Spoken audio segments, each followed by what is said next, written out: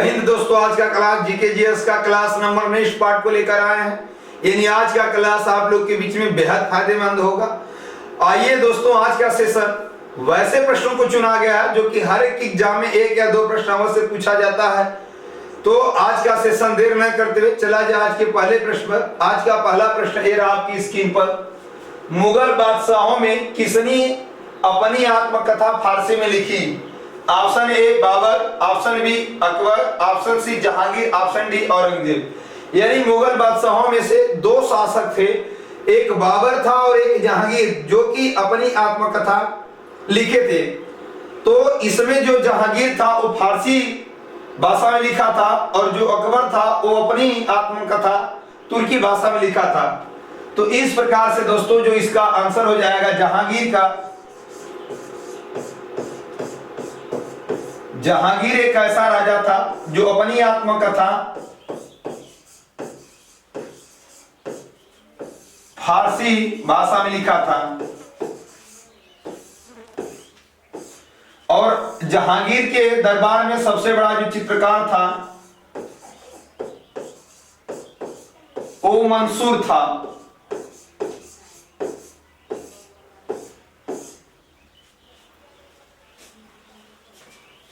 तो इस प्रकार से ऑप्शन हो जाएगा दोस्तों सी। बाबर ने भी अपनी आत्मकथा स्वयं लिखी थी जो कि बाबरनामा थी।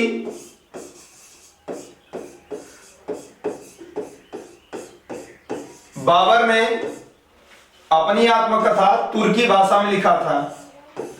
यानी आपको इतना याद रखना है कि मुगल वंश में दो राजा, दो शासक अपनी आत्मकथा लिखे हैं।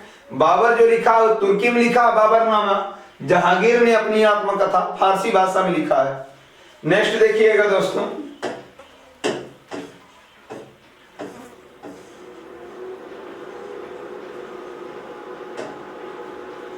मुगलों ने नवरोज का त्योहार लिया था। यानी मुगलों ने नवरोज का जो त्योहार लिया था वो किससे लिया था? तो वो आपका पारसी धर्म से लिया था। मुगलों ने नवरोज का त्योहार पारसी धर्म से लिया गया था। कौन सा मकबरा द्वितीय ताजमहल का मकबरा कहलाता है? तो बीबी का मकबरा जो था, बीबी का मकबरा को द्वितीय ताजमहल के नाम से जाना जाता है। और ए औरंगाबाद महाराष्ट्र में है। औरंगाबाद महाराष्ट्र में स्थित है और इसे बनवाने वाला औरंगजेब था।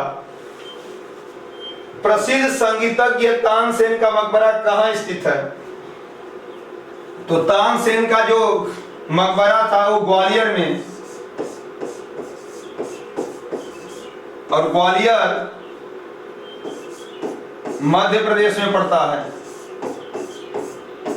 और तानसेन के बचपन का जो नाम था वो रामतनु पांडे था।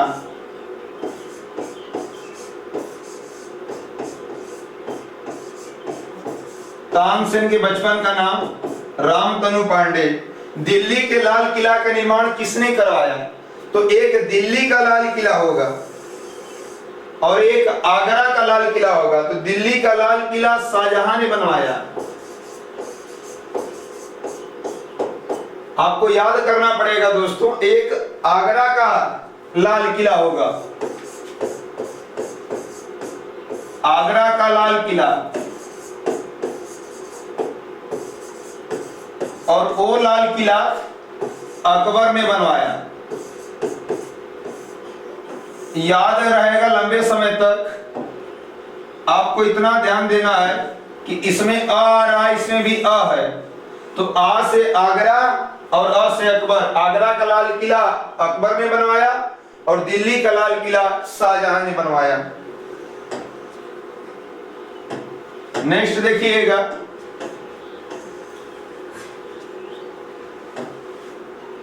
शेरशाह सूरी का मकबरा कहाँ स्थित है? शेरशाह सूरी का मकबरा सासाराम, शेरशाह सूरी का मकबरा सासाराम बिहार में पड़ता है, वहां पे स्थित है।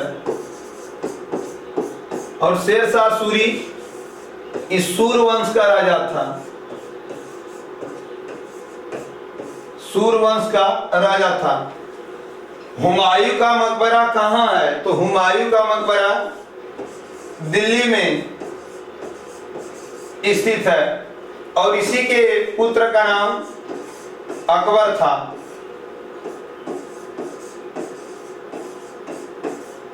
और हुमायूं दिल्ली पर 2 बार शासन किया है।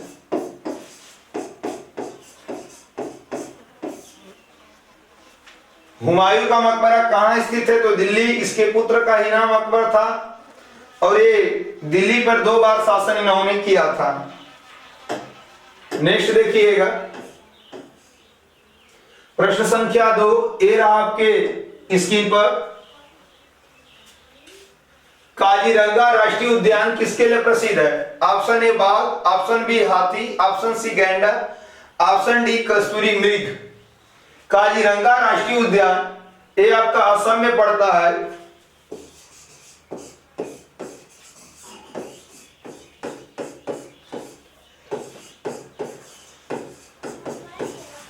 राष्ट्रीय उद्यान ये असम में पड़ता है और यह फेमस है एक सींग गैंडे के लिए।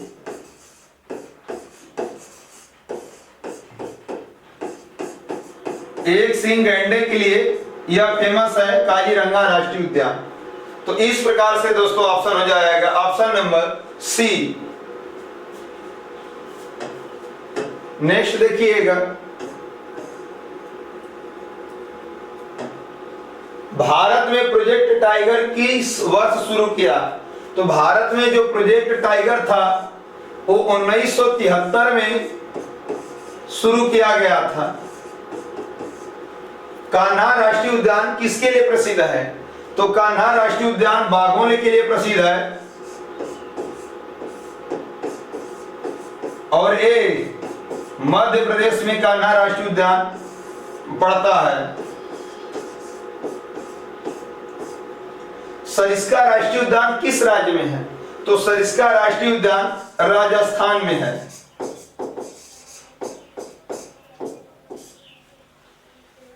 नेक्स्ट देखिएगा,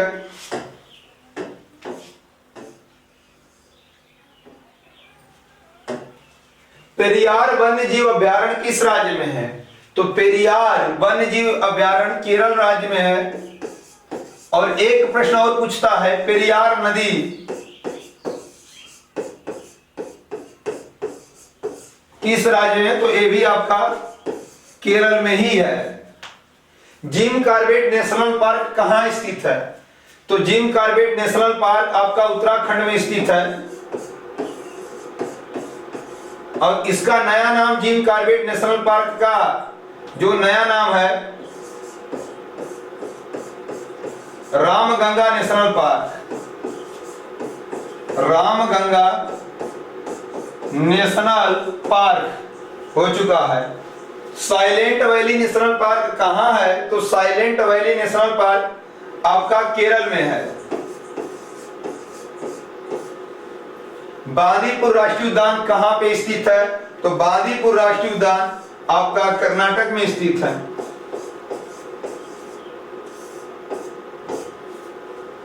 नेक्स्ट देखिएगा दोस्तों,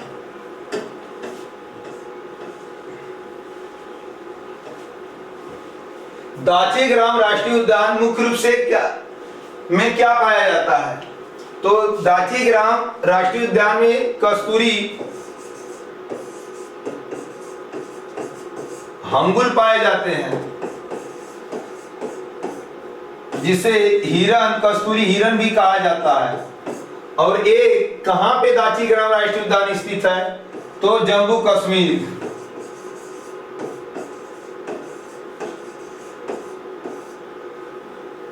और एक प्रश्न होगा, श्रीनगर की स्थापना किसने किया? श्रीनगर की स्थापना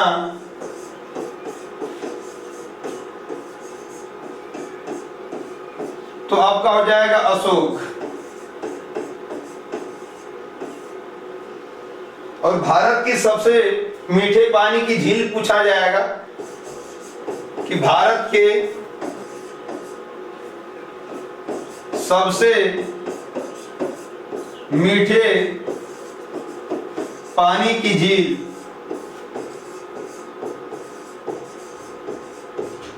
तो आपका बुलर झील होगा। और बुलर झील भी कहां पड़ता है? जम्मू कश्मीर में।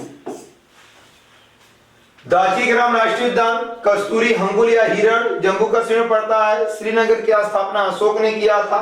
भारत के सबसे मीठे पानी की झील कौन सी झील है? बुलर झील। और कहां पड़ता है? जम्मू कश्मीर। नेक्स्ट देखिएगा प्रश्न संख्या 3, ये रहा आपकी स्क्रीन पर। भारतीय संविधान में शामिल नीति निर्देशक सिद्धांत किसके संविधान से प्रेरित है? Option A Canada, option B America, option C Australia, option D Ireland. यानी नीति निर्देशक सिद्धांत यह आयरलैंड से लिया गया है, जो कि ऑप्शन नंबर हो जाएगा दोस्तों डी। समवर्ती सूची कहता, समवर्ती सूची किस देश से लिया गया है? तो ए आपका ऑस्ट्रेलिया से लिया गया है।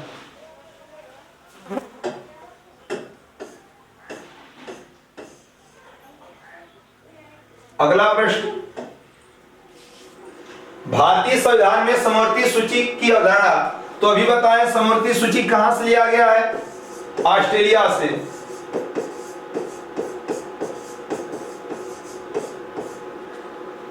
और विश्व का सबसे छोटा महाद्वीप, विश्व का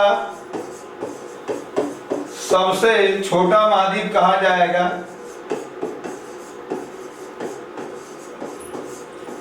तो आपका ऑस्ट्रेलिया महाद्वीप होगा।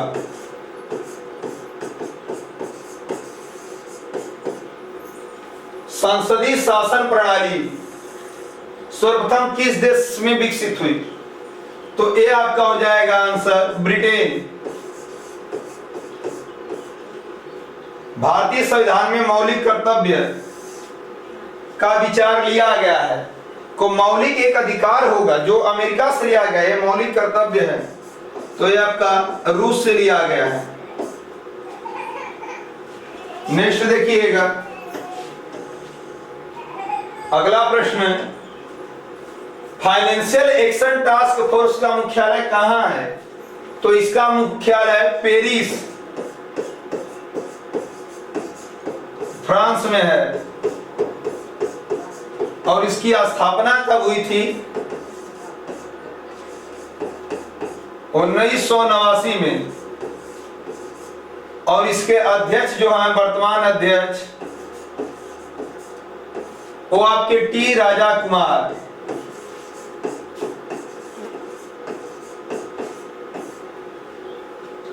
संविधान द्वारा राष्ट्रीय ध्वज कब अपनाया गया? संविधान द्वारा राष्ट्रीय ध्वज 22 जुलाई 1947 को अपनाया गया। और राष्ट्रीय ध्वज का जो डिजाइन दिया था उसका नाम पिंगली वेंकैया था, पिंगली वेंकैया। और राष्ट्रीय ध्वज की लंबाई और चौड़ाई का अनुपात 3:2 बतलाया गया था। नेक्स्ट देखिएगा, नीति आयोग की स्थापना हुई तो नीति आयोग की स्थापना 1 जनवरी 2015 को हुआ था। नीति आयोग का जो अध्यक्ष होता है वो वर्तमान पीएम होता है, वर्तमान पीएम इसके अध्यक्ष हो गए। नीति आयोग का जो उपाध्यक्ष पूछा जाएगा वर्तमान में कौन है? तो सुमन बेरी।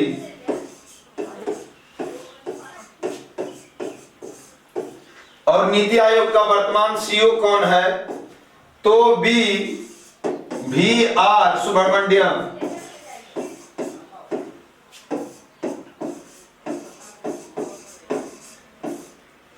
BVR सुब्रमण्यम। नीति आयोग किस आयोग की जगह पाया था? तो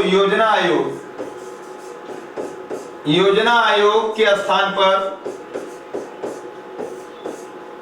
नीति आयोग आया था। और नीति आयोग की स्थापना 1 जनवरी 2015। अध्यक्ष कौन है? तो वर्तमान PM जो होते हैं इस समय माननीय नरेंद्र मोदी जी। तो नीति आयोग के अध्यक्ष होंगे उपाध्यक्ष सुमन बेरी। CO BRV Subramanyam. यह किसके स्थान पर नीति आयोग को लाया गया था? योजना आयोग के स्थान पर लाया गया था। नेक्स्ट देखिएगा प्रश्न संख्या 4 ए रहा आपकी स्क्रीन पर। निम्नलिखित में से कौन सा तारा पृथ्वी के सर्वाधिक समीप है? तो जो पृथ्वी है, पृथ्वी के सर्वाधिक समीप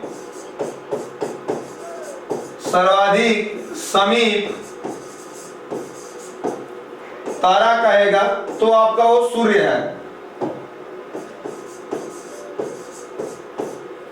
और सूर्य के बाद कहता, सूर्य के बाद समीप कौन है? तो प्रोक्सिमा सेंचुरी।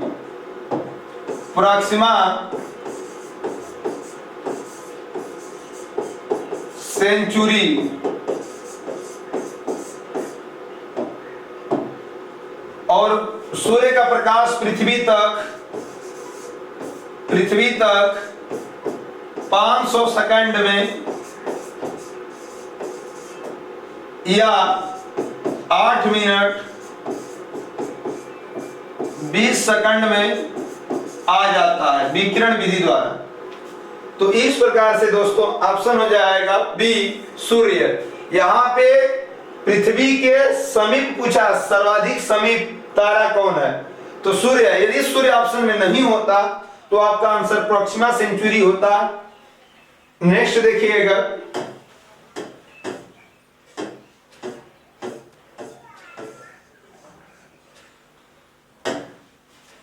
किस ग्रह के चारों ओर वलय हैं?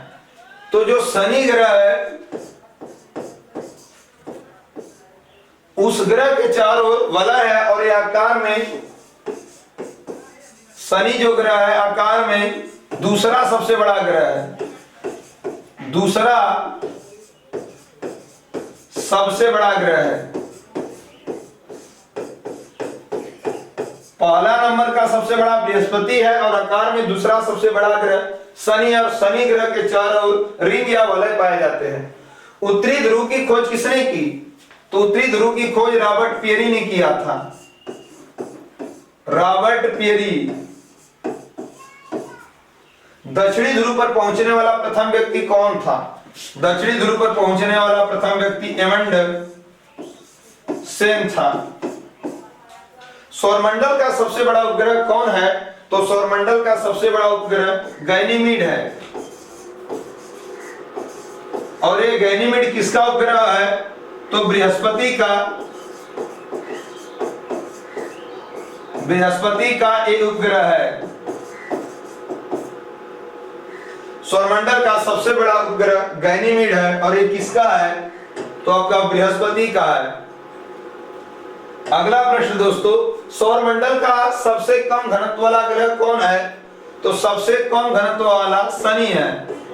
और शनि माना जाता है कि अब पानी में भी तैर सकता है। पानी में पूछा जाएगा तैरने वाला ग्रह, तो भी आपका आंसर शनि होगा। वैसे ग्रह जो उल्टा चक्कर लगाते हैं, यानी पृथ्वी से उल्टा चक्कर लगाने वाले दो ग्रह हैं, उन्हें आपको ट्रिक याद रखना है। तो आप EU भी याद रखेंगे। EU से यूरेनस माने अरुण,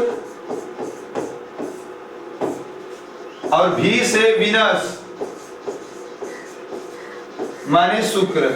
यानी यह दो ग्रह हैं जो उल्टा चक्कर लगाते हैं, यानी पृथ्वी के सापेक्ष उल्टा चक्कर लगाते हैं, विपरीत चक्कर लगाते हैं। प्रश्न संख्या 5 आपकी स्क्रीन पर। पानी में हवा का बुलबुला वैसे ही काम करेगा जैसा करता है। ऑप्शन ए उत्तल दर्पण, ऑप्शन बी उत्तल लेंस, ऑप्शन सी अवतल दर्पण, ऑप्शन डी अवतल लेंस। पानी में हवा का जो बुलबुला होता है वो अवतल लेंस की भांति व्यवहार करता है, जो कि ऑप्शन नंबर डी होगा। नेक्स्ट देखिएगा दोस्तों, डायोप्टर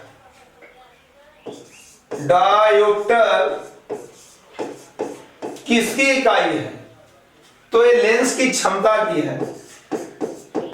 लेंस की क्षमता की इकाई डायोप्टर होती है और धूप के चश्मे की क्षमता पूछा जाएगा कि क्षमता कितनी होती है, तो आपका आंसर हो जाएगा 0 डायोप्टर। इंद्रधनुष में किस रंग का विक्षेपण सबसे अधिक होता है? यहां अधिक पूछा विक्षेपण, तो बैगनी रंग का विक्षेपण सबसे अधिक होता है और इंद्रधनुष में कुल 7 रंग होते हैं। किसके कारण आकाश नीला दिखाई देता है? कभी भी रंग आ जाए, आपको इतना दोस्तों ट्रिक याद रखना है कि वह केवल उदाहरण प्रकीर्णन का होगा। यहां पे जैसे आ जा, पृथ्वी का नीला दिखाई देना, खतरे के निशान में लाल रंग का प्रयोग होना, सूर्योदय से पहले तथा सूर्यास्त के बाद सूर्य का लाल रंग का दिखाई देना, बादलों का सफेद दिखाई देना, तो ये सब जितने भी रंग आए सबका जिसमें रंग केवल आ जाए वो किसका उदाहरण होगा? तो केवल प्रकीर्णन का उदाहरण होगा। नेक्स्ट देखिएगा दोस्तों, इंद्रधनुष किस कारण से बनता है? तो इंद्रधनुष अपवर्तन और परावर्तन के कारण से बनता है। इंद्रधनुष में कुल 7 रंग होते हैं। इंद्रधनुष मनुष्य को देखने के लिए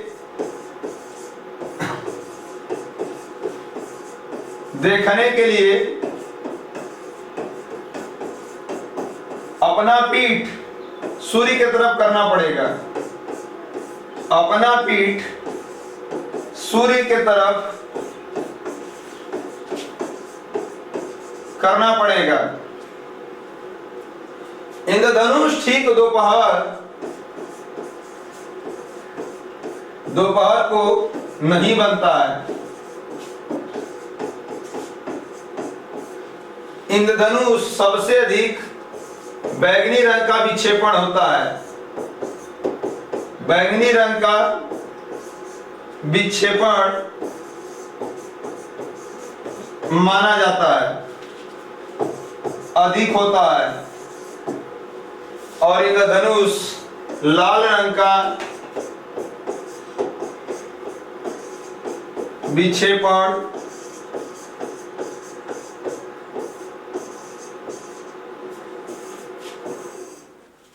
लाल रंग का कम माना जाता है।